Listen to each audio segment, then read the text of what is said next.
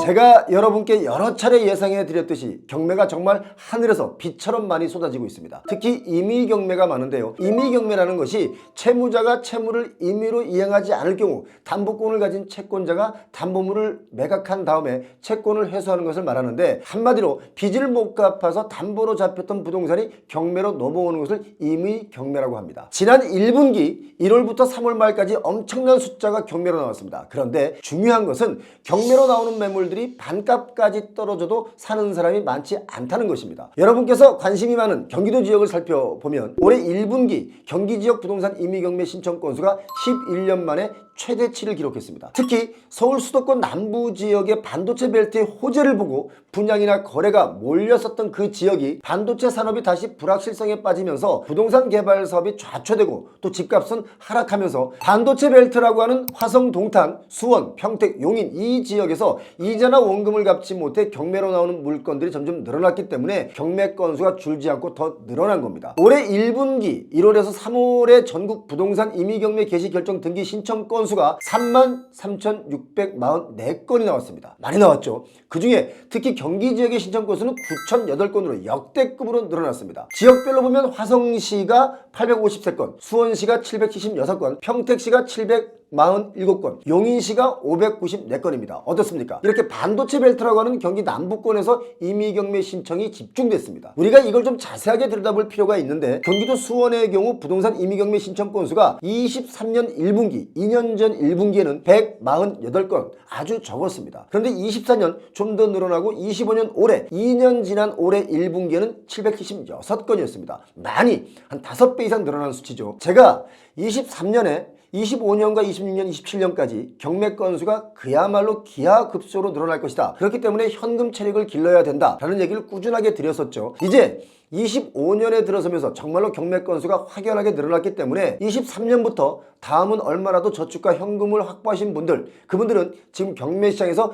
기회를 보시는 분들이 많이 늘어났습니다. 얼마 전에 제가 부동산 콘서트, 무료 콘서트를 했는데 거기에 오신 분이 제 영상을 알림 설정을 해두고 한 번도 안 빼고 영상이 뜰 때마다 다 본다는 거였습니다. 꾸준하게 한 2년 동안 거의 매일매일 보셨는데, 본인이 이것저것 좀 팔아서 현금화하고 저축을 좀 열심히 해서 1억 정도의 돈을 마련했는데, 그 돈으로 어디에 뭘, 어떤 걸 경매에 들어가면 좋을지 리스트를 쭉 뽑아서 오신 분이 계셨습니다. 그분은 남들이 21년, 22년 최고가에 샀던 그 가격보다도 훨씬 낮은 가격에 부동산을 살 수 있는 기회를 잡은 거죠. 여러분께서도 제가 하는 이야기가 매일 같은 얘기인가 라고 생각하지 마시고 매일 이 영상을 보시면 정말 부동산에 대해서 어느 정도 눈을 뜨게 되고 어느 지역이 더 유망한지, 어떤 부동산이 더 좋은지 금방 알게 되십니다. 꾸준하게 보시기 바랍니다.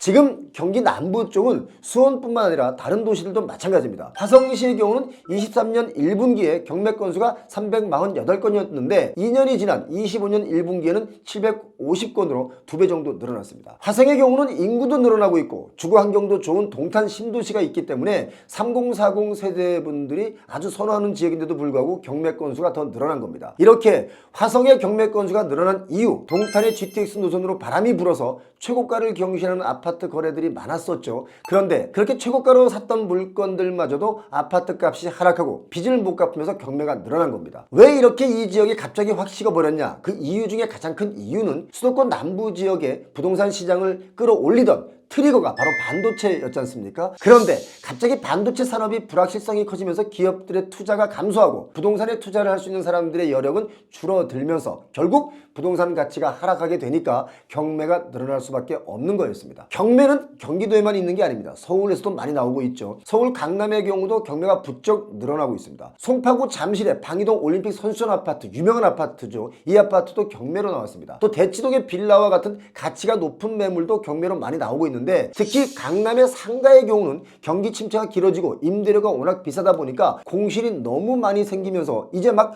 경매로 나오기 시작한 물건들이 많습니다. 신논현역과 강남역 사이, 여기가 강남대로 중에 한 복판인데도 불구하고 상가 건물 한 채가 통째로 비어있는 것도 있고요. 또 통째로 비어있는 그 건물 옆 건물도 1층도 공실일 정도로 강남 대로변의 중심마저도 공실을 피해가지 못하고 있습니다. 가장 핫한 상권이었던 저희 표영호TV에서도 여러 번 임장을 했었던데, 신사동의 가로수길의 경우는 공실이 자그마치 42%가 넘습니다. 한마디로 한 집 건너 하나씩 다 공실이란 얘기입니다. 밤에 가봤는데 정말 스산합니다. 분위기가 이렇게 바뀌니까 가로수길도 이제서야 금매 건물이 나오기 시작했습니다. 이렇게 되면 은행들이 먼저 움직이게 됩니다. 뭡니까? 바로 대출 거절입니다. 상가 공실이나 오피스 빌딩의 공실은 수익률이 저하되면 바로 위험에 빠지죠. 공실이 길어지면 당연히 은행에서 빌린 돈의 연체 위험이 커지기 때문에 시중은행들은 수익형 부동산의 대출을 이제 막 조이기 시작했습니다. 수익형 부동산의 대출을 조인다는 것은 강남권이라고 하더라도 신규 분양하는 분양물마저 대출을 안 해준다는 얘기가 되는데, 그럼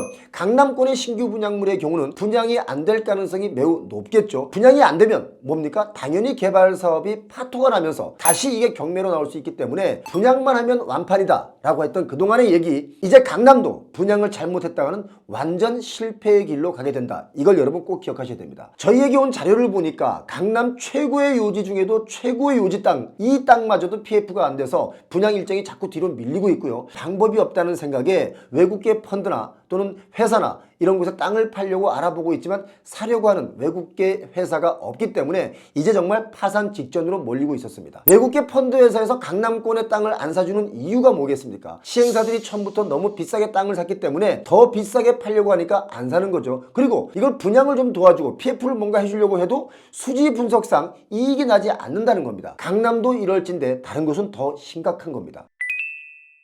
요즘 수도권의 경매를 보면요, 저가 낙찰이 많이 나오고 있습니다. 여러분, 이 저가 낙찰, 이게 과연 시세가일까요? 아니면 싸게 받은 걸까요? 제가 볼 때는 사람들이 감정가를 가격의 기준이라고 보고 있는데 이 얘기 한번 해보겠습니다. 사람들은 시세가, 감정가, 낙찰가를 얘기할 때 시세가는 최근 거래된 마지막 가격이니까 이걸 시세라고 보고 있고요. 감정가는 감정평가사가 만든 자료에 의해서 가격이 매겨지니까 감정가는 그냥 감정가, 그 정도 가격이지만 시세가는 좀 더 높다, 이렇게 판단하는 것 같습니다. 그런데 자 보겠습니다. 감정가는 결국 시세가를 반영해서 나오는 게 감정가 아닙니까? 그렇죠. 그러면 감정가나 시세가나 거기서 거기입니다. 감정가도 결국 최근 거래 시세를 반영해서 나오는 가격이기 때문에 이 감정가나 시세가나 같은 얘기일 수 있습니다. 어쩌면. 그런데 특이한 것은 사람들이 경매 낙찰가는 시세가로 인정하지 않고 그냥 싸게 샀다 라고 생각하는 게 정말 특이한 계산법이죠. 자, 경매 낙찰가가 싸서 싸게 받았으면 지금 거래가 된 거니까 이것도 시세가입니다. 그렇지 않습니까? 경매 낙찰가도 따지고 보면 엄연히 거래가이기 때문에 감정을 평가할 때 이 경매 낙찰가도 감정에 평가해야 된다라고 저는 봅니다. 그리고 보통의 경매인들이 생각하는 경매 낙찰가는 싸다라고 생각해서 낙찰을 받은 후에 다시 시세가로 팔면 돈을 번다라고 생각하시는 분들이 거의 대다수인데요. 상가의 경우나 오피스의 경우는 낙찰가보다 더 비싸게 내놓으면 안 팔릴 가능성이 매우 높죠. 최근에 수도권에 낙찰된 부동산 가격을 보니까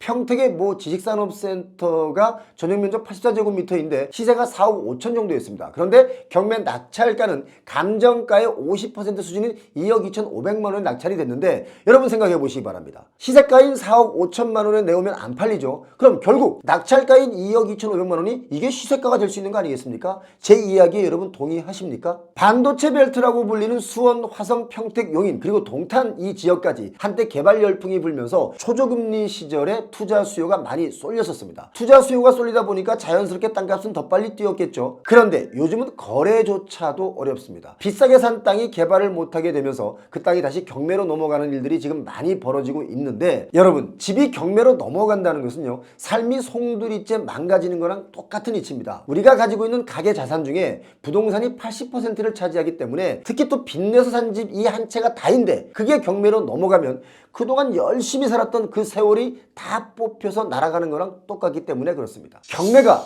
제가 예상한 대로 25년 그리고 27년 이 사이에 마구 늘어날 겁니다. 그렇다고 해서 이것이 지금 기회이냐 아니냐 이 문제 여러분 정말 잘 따져 보셔야 됩니다. 아무리 싸게 낙찰을 받는다고 하더라도 그 부동산의 가치가 싸게 낙찰받은 값보다 더 낮을 수가 있는 겁니다. 또 장소와 가격에 따라서 영원히 공실이 될 수 있다는 것도 우리가 명심해야 되겠습니다. 특히 우리 구독자님들은 이 부분을 잘 기억하셔서 절대 손해보는 판단하지 않으시길 바랍니다. 오늘도 우리 구독자님들 부자 되시기 바라겠습니다. 고맙습니다.